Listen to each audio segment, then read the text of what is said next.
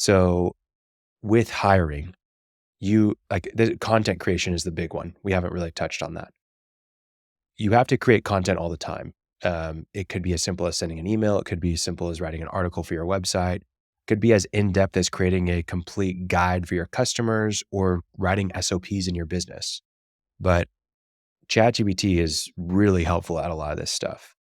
You want to make SOPs, you want to know like tasks and responsibilities for a certain role. You want to write a good job description or a good hiring ad.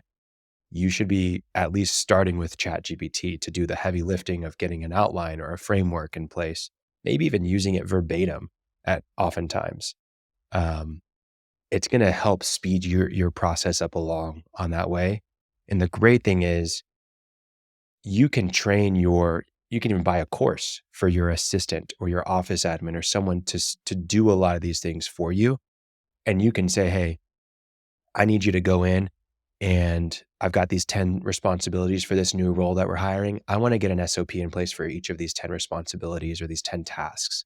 Will you go in and draft those for me in ChatGPT? And then will you get them sent over to me in Google Docs or Word documents and I'll revise them? And so now you're showing up for an hour and just reading through these SOPs for these 10 tasks rather than going and writing from scratch 10 Right. SOPs, which would take you a very long time, right? And I've done that personally, and it's really been so helpful because there's things that I've missed, things that I haven't thought of, that it's catching.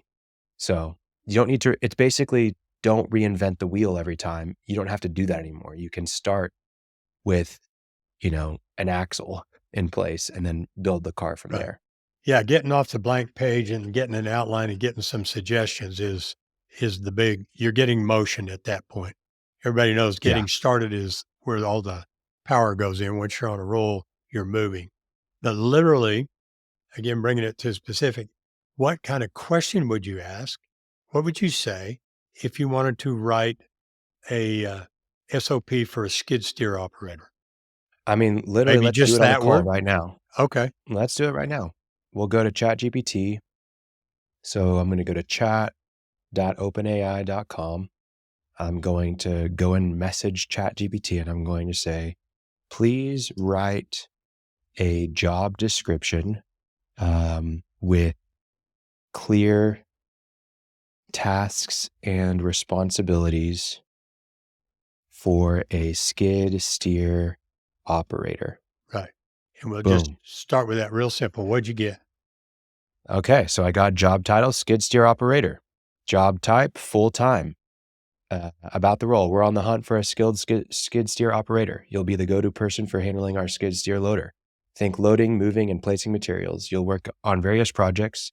Could be construction, landscaping, or even road work. Safety is key with our company, so you've got to be sharp and follow all of our safety protocols. Key responsibilities: operate the skid steer loader, get in the driver's seat of our skid steer loader, handle the controls like a pro, maneuvering in tight spaces and other various terrains. Load and move materials, site prep and cleanup, maintenance checks, safety first, team player, record keeping.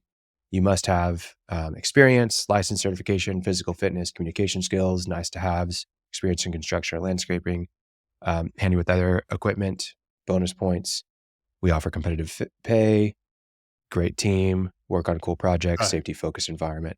So now what I want to say is let's do, But let's add, I've got a suggestion. Why don't you say be more specific about the exact safety requirements they're going to need to understand? specific about the exact safety requirements Right. Should have said forklift rather they than skid steer, but yeah, I know forklift would be way easier. yeah, a little easier. Um, And the also the maneuvers they're responsible for. In other words, change we're just trying to the get more specific. job to forklift operator. Be more specific about the exact safety requirements they will need to follow and the maneuvers. They'll be that they'll need to know. Okay. So they've changed it to forklift operator. So forklift mastery is a key responsibility. Load and unload safety. Here's so daily equipment checks, seatbelts and safety gear, Follow weight limits and load capacities. Keep a clean, obstacle-free work area. Use signals and horn in busy areas, right? So let's do, please write an SOP for a forklift operator to do a complete and thorough safety check. Okay. So here we go. Standard operating procedure, forklift safety check. Purpose: this SOP provides step-by-step instructions for conducting comprehensive safety check before operating a forklift. The goal is to ensure the forklift is in safe working condition to prevent accidents and injuries. Scope: this procedure applies to all forklift operators. Frequency: safety checks should be performed at the start of each shift or whenever a new forklift is used. Procedure: pre-check preparation. Ensure the forklift is parked on a flat level surface. Engage the parking brake. Switch off the engine and remove the key. Visual inspection: check for any visible damage to the forklift, forks, mast, overhead gear, etc. Look for any leaks under the forklift, hydraulic oil, fuel, coolant, etc. Inspect tires for wear and pressure. Ensure the load brake backrest extension is securely attached. Verify that warning labels and capacity plate are legible. Number 3, forks and mast check. Examine forks for cracks, bends, or distortions. Check mast operation. Raise and lower the forklift for the forks to ensure smooth, snag-free operation. Inspect lifting chains and rollers for damage or excessive wear. It goes on and on. It's Yeah. got 7 different things. And then there's a documentation for the last one. Log the safety check results in the forklift's maintenance log. Report any defects or concerns to the supervisor immediately. Do not operate the forklift if any critical issues are found until they are resolved. Yeah. So, That's about a month's worth of thinking to write that, even though we may want to reduce it, synopsize. yeah. Uh, But but I yeah, mean, I think the it's a good point point. is, You it's type it's that a into that start. more. Yes. It's a start. And if you have really big tasks that you need for your next job, go and do an SOP for each of those tasks and customize it to yourself. But that's going to give you sometimes 90% of what you need. Right. So I think that's a really big one that you can use. There's different things here that we've talked about that I think are probably more helpful than others. Really, we just want to make sure that we're introducing it to people so that they're aware, because it's so common, especially in construction, to fall behind. How many construction companies do you know, Martin, that just they're not even using a CRM, or they're not even Oh, yeah. using their software in their company at all? I mean, it's a dime a dozen. There's ones that don't even have a website. They're just a little further behind, and that's okay at the end of the day because they're still getting things done. And a lot of times you can confuse having a website or having a software with getting things done, and that's not good either.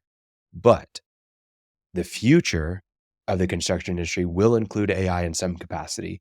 So why not be familiar with it? Why not be aware and at least trial it yourself? Especially as a business owner or a manager of some sorts that's on the computer already, make sure that you're incorporating that into your workflow in some capacity.